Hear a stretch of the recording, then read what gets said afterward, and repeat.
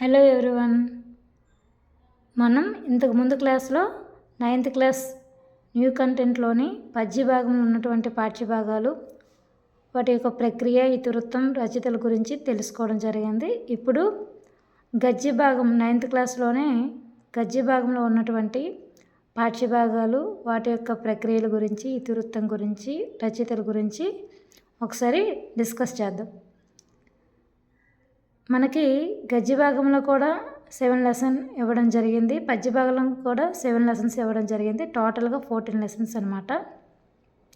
అయితే ఇప్పుడు గద్య భాగంలో ఉన్నటువంటి లెసన్స్ ఒకసారి మనం డిస్కస్ చేస్తే, ఫస్ట్ లెసన్ ఏంటంటే ఇల్లలకగానే. ఇల్లలకగానే పాఠ్యభాగం ప్రక్రియ ఏంటమ్మా? కథానిక ప్రక్రియ అమ్మ. ఇది ఏదంటే కథానిక ప్రక్రియ. ఈ కథానిక ప్రక్రియ ఇల్లలకగానే పాఠ్యభాగం యొక్క ఇతివృత్తం ఏంటి? స్త్రీ చైతన్యం. ఇప్పుడు ఇల్లలకగానే అనేది స్త్రీలకు సంబంధించిందే కదా, స్త్రీలే కదా ఇల్లు అలుగుతారు, కాబట్టి స్త్రీ చైతన్యం. నెక్స్ట్ రచయిత ఎవరు? పి సత్యవతి గారు.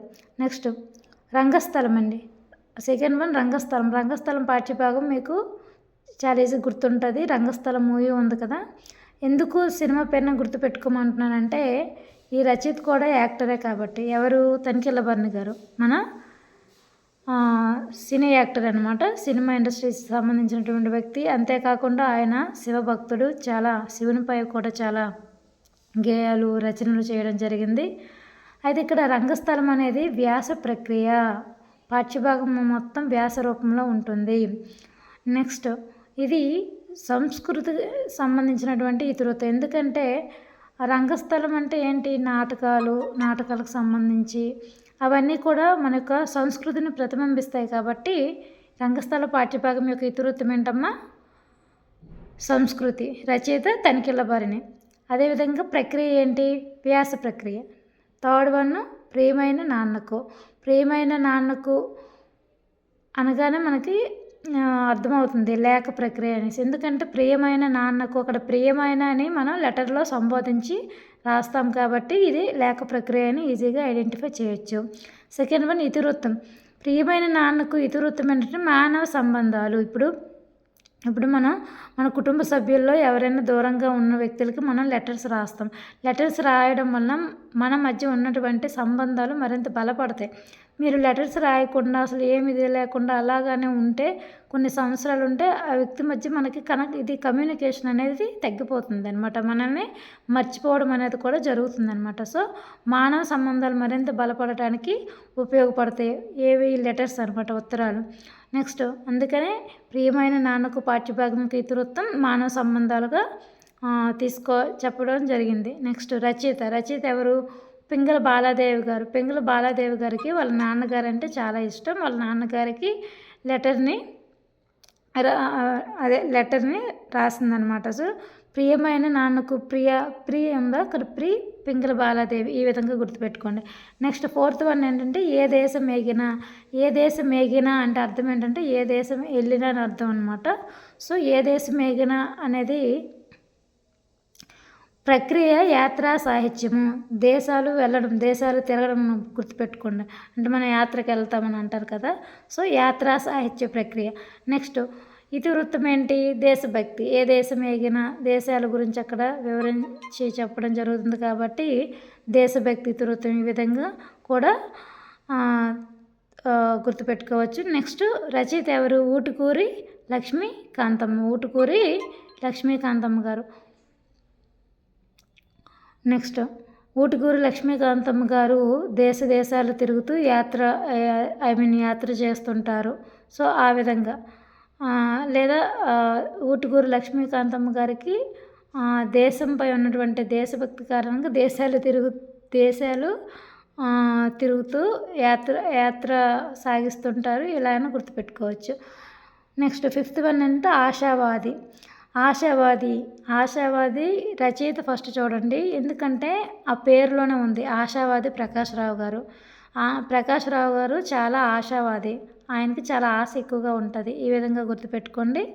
అయితే ఇక్కడ ప్రక్రియను ఎలా గుర్తుపెట్టుకుంటామంటే చాలా డిఫరెంట్గా ఉంది. ముఖాముఖి అంటే మీరు అలా గుర్తుపెట్టుకోండి. ఆశావాదులు ఏదైనా ఎక్కువగా ఆశావాదులు ఎలాగుంటారు, వాళ్ళకి మొహమాటం ఉండదనమాట. వాళ్ళకి మెయిన్ థీమ్ ఏంటి, వాళ్ళకి ఏ వస్తువు కావాలనుకుంటే ఆ వస్తువు వాళ్ళకి వచ్చేయాలి.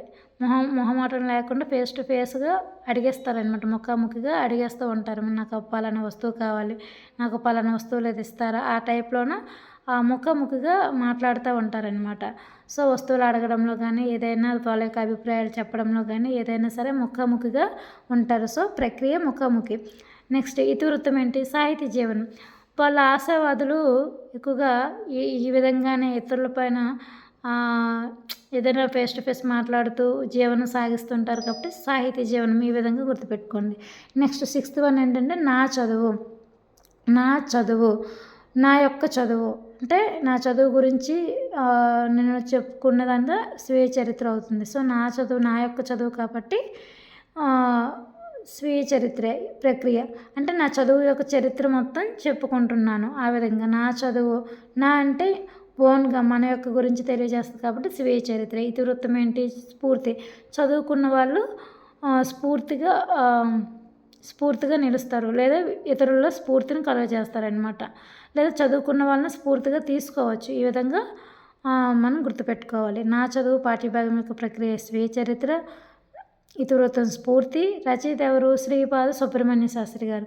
సుబ్రహ్మణ్య శాస్త్రి గారు ఎక్కువగా ఈ శాస్త్రి గారు వీళ్ళందరూ కూడా ఎక్కువ చదువు పండితులు అవుతారనమాట. సో అంటే ఎక్కువ చదవడం వలన వాళ్ళు అన్ని విషయాలు తెలుసుకోగలుగుతారు. సో నా చదువు పాఠ్యభాగము అనగానే శ్రీపాద సుబ్రహ్మణ్య శాస్త్రి గారు. ఆ విధంగా గుర్తుపెట్టుకోండి. ఓకేనా. నెక్స్ట్ ఆకుపచ్చని శోకం. ఆకుపచ్చని అక్కడ పేరులోనే ఉంది. ఆకుపచ్చని అంటే ప్రక్రియ ఏంటి, పర్యావరణం ఆకుపచ్చగా ఉంటుంది కాబట్టి పర్యావరణ కవిత ప్రక్రియ. ఇతివృత్తం ఏమొచ్చి పర్యావరణం గురించి తెలియజేస్తుంది. రచయిత డేవిడ్ లివింగ్స్టన్ అండి. ఇక డిఫరెంట్గా ఎందుకు ఉందంటే ఇప్పుడు ఆయన విదేశీ వ్యక్తి అనుకోండి. ఫర్ ఎగ్జాంపుల్ ఆయన పేరులోనే ఉంది డేవిడ్ లివింగ్ అంటే నివసించడం.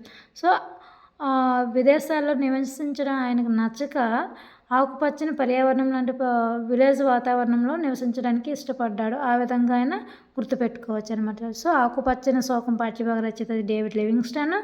ప్రక్రియ పర్యావరణ కవిత. ఇతివృత్తం పర్యావరణం అనమాట.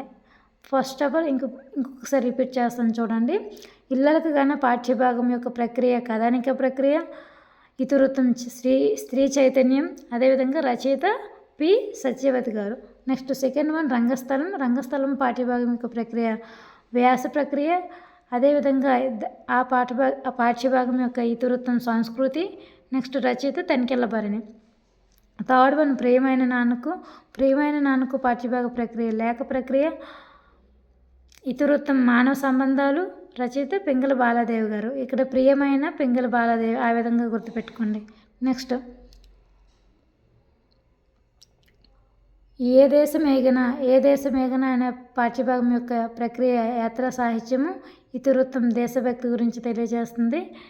నెక్స్ట్ దేశభక్తి అంటే మీకు గుర్తుందా, ఏ దేశం ఎగినా ఎందుకు కాలినా ఏ పీఠం ఎక్కినా ఎవరేమన్నా పొగడరా నీ తల్లి భూమి భారతిని. దేశభక్తిగా ఏముంది కదా, ఆ విధంగా గుర్తుపెట్టుకోండి.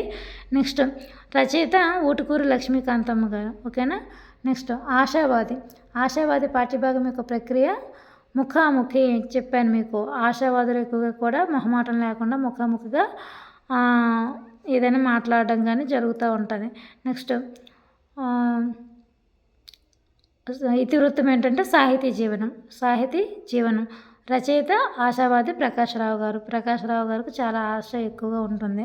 నెక్స్ట్ నా చదువు అనేది నా యొక్క చదువు అంటే స్వీయ చరిత్ర, మన చదువు యొక్క చరిత్ర గురించి చెప్పుకోవడం అనమాట.